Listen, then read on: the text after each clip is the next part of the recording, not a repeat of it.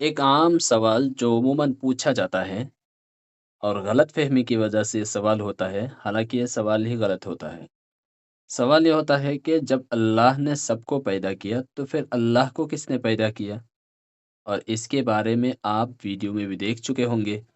ہم نے سوچا کہ اس کا جواب ہم chat G P T A آئی سے پوچھتے ہیں۔ ان کی طرف سے کیا جواب آتا ہے؟ ہم نے پوچھا جب اللہ نے سب کو پیدا کیا تو پھر اللہ کو کس نے پیدا کیا؟ تو ان کی طرف سے جواب آتا ہے، یہ سوال بہت عام ہے اور بچے بھی اکثر یہی پوچھتے ہیں۔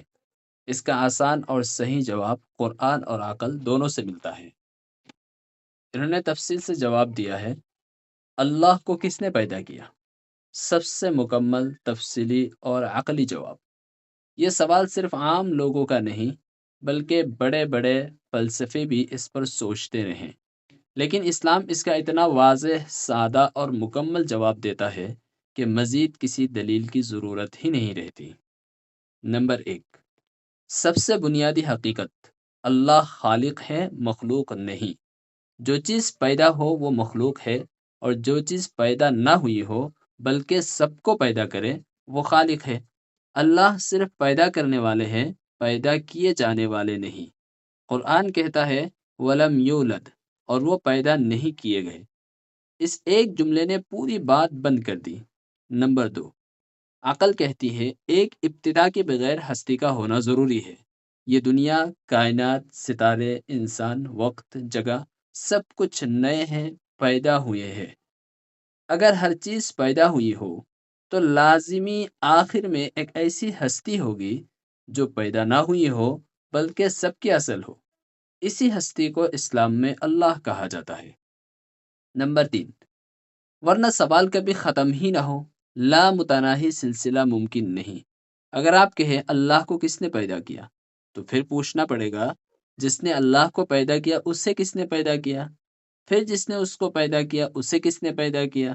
پھر اسے کس نے پیدا کیا؟ یہ سلسلہ لا انتہا ہوتا جائے گا، اور کوئی بھی لامحدود سلسلہ کائنات کی پیدائش کی وضاحت نہیں کر سکتا۔ اسے فلسفے میں انفینٹ ریگریس کہتے ہیں، جو عقلاً ناممکن ہے۔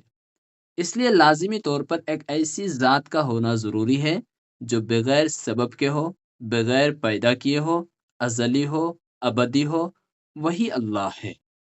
نمبر 4، اللہ کے لیے پیدا کرنا کا لفظ ہی غلط ہے۔ اللہ کے بارے میں سوال انہیں کس نے پیدا کیا اتنا ہی غلط ہے جتنا یہ سوال وقت کب پیدا ہوا، روشنی کو کس نے روشن کیا، ایک دائرے کے کتنے کونے ہوتے ہیں۔ یہ سوال ہی غلط سمت میں ہے۔ کیوں؟ کیونکہ اللہ وقت کے بھی خالق ہے۔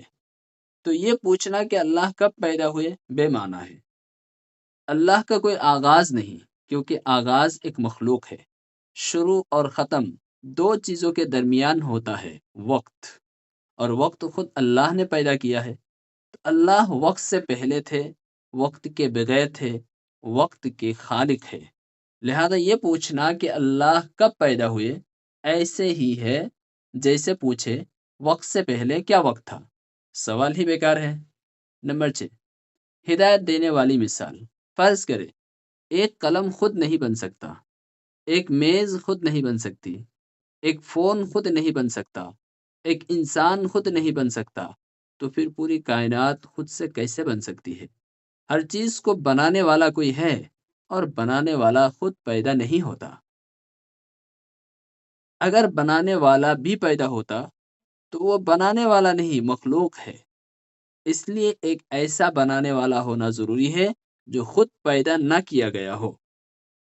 نمبر 7، قرآن کا اعلان، نہ وہ پیدا کرتے ہیں نہ پیدا کیے جاتے ہیں۔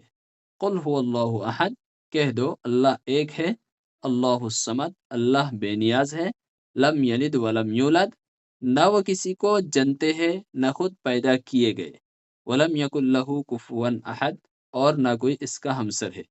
یہ آیت اللہ کی ذات کی پوری تعریف ہے۔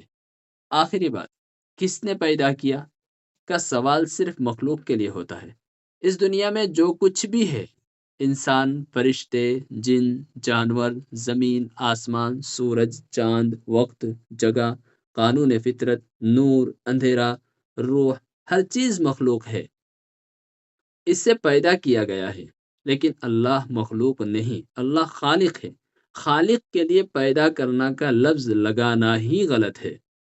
مختصر نتیجہ، اللہ کو کسی نے پیدا نہیں کیا، کیونکہ اللہ ازلی و ابدی ہے، ہمیشہ سے ہے، ہمیشہ رہیں گے۔ اللہ خالق ہے، مخلوق نہیں۔ وقت اور جگہ اللہ کی مخلوق ہے، عقلی طور پر ناممکن ہے، یعنی لا متناہی سلسلہ، انفینٹ چین، ناممکن ہے، ناممکن ہے۔ قرآن واضح کہتا ہے لم یولد، اس کو پیدا نہیں کیا گیا۔ تو یہ تھا چیٹ جی پی ٹی کی جانب سے اس کا جواب۔ جواب بہت ہی شاندار ہے۔ آپ کمنٹ میں بتائیے کہ آپ کو یہ جواب کیسا لگا۔